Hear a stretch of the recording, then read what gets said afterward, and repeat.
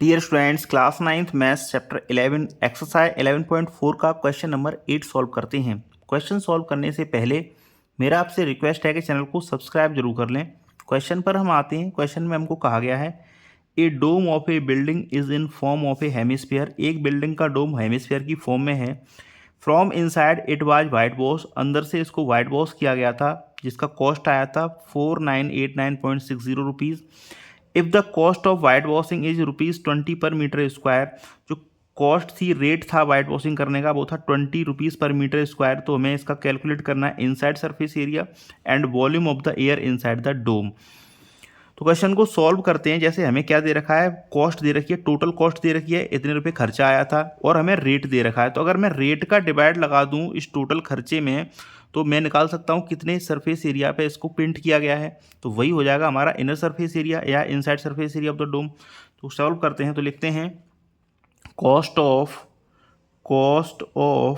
White washing जो थी वो है 4989.60 रुपीज़।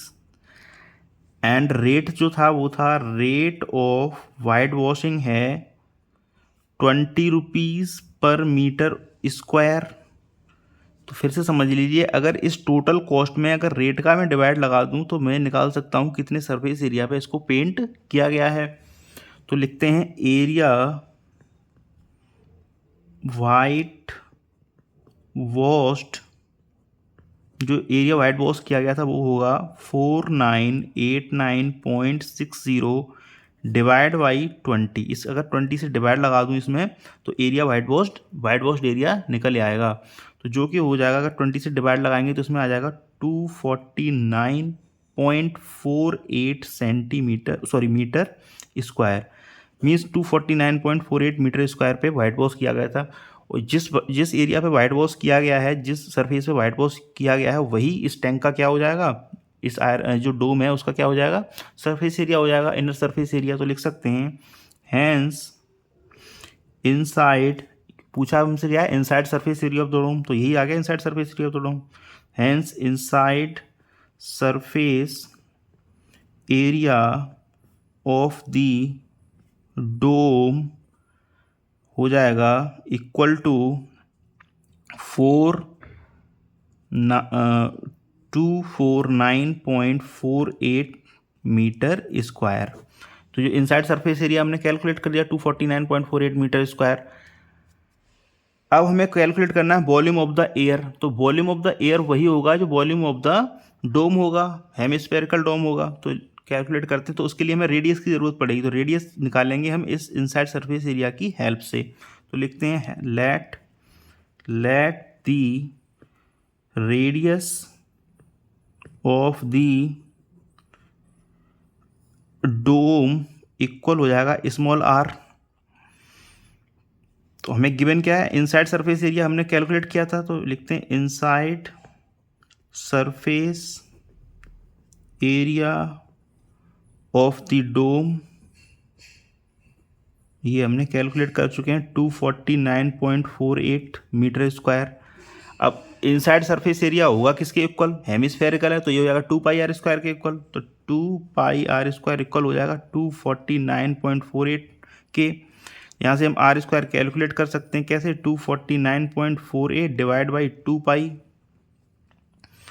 वैल्यू लगा देंगे 249.48 डिवाइड बाई 2 मल्टीप्लाई पाई को लिख सकते हैं 22/7। तो 7 चला जाएगा मल्टीप्लाई में न्यूमरेटर के, 2249.48 multiply by 7 divide by 2 multiply by 2 22। तो जब हम इसको सबको सॉल्व कर लेंगे तो ये आ जाएगा 6.3 मीटर। मीन्स जो आर की वैल्यू आ जाएगी, आर की वैल्यू आ जाएगी वो आएगी 6.3 मीटर। या ऐसे ही बोल सकता हूँ, जो आर स्क्वायर की वैल्यू थी वो आ जाएगी 39.69। जब इसका रूट ले लेंगे तो आ जाएगा, आर का जो वैल्यू आ जाएगा वो आ जाएगा 6.3 मीटर। सॉल्व जब आप करेंगे तब। अब हम रेडियस कैलकुलेट कर चुके हैं, यहाँ से हम वॉल्यूम इजीली कैलकुलेट कर लेंगे। तो लिखते हैं वॉल्यूम ऑफ दी डोम जो कि हेमिस्फेरिकल है, तो हो जाएगा 2/3 पाई आर क्यूब, एंड इसको लिख सकते हैं 2/3, पाई को लिख सकते हैं 22/7 एंड आर को लिख सकते हैं 6.3 का क्यूब। जब इसको आगे सॉल्व करेंगे तो जाएगा 2/3 multiply by 22/7 multiply by 6.3 multiply by 6.3 multiply by 6.3, तो ये हो जाएगा 0.09 एंड इससे हम अगेन कट कर सकते हैं 0.03, तो यहाँ लिख सकते हैं 2 multiply by 22 multiply by 0.03 multiply by 6.3 multiply by 6.3। जब इन सब का मल्टीप्लाई हम कर देंगे तो ये आ जाएगा 529.9 मीटर क्यूब। तो जो वॉल्यूम हो जाएगा एयर का वो हो जाएगा 529.9 मीटर क्यूब। तो लिख सकते हैं hence the volume of air inside the dome equal to 529.9 metre cube. तो thank you very much for watching. Again आपसे रिक्वेस्ट है कि चैनल को सब्सक्राइब जरूर कर दें। Thank you very much.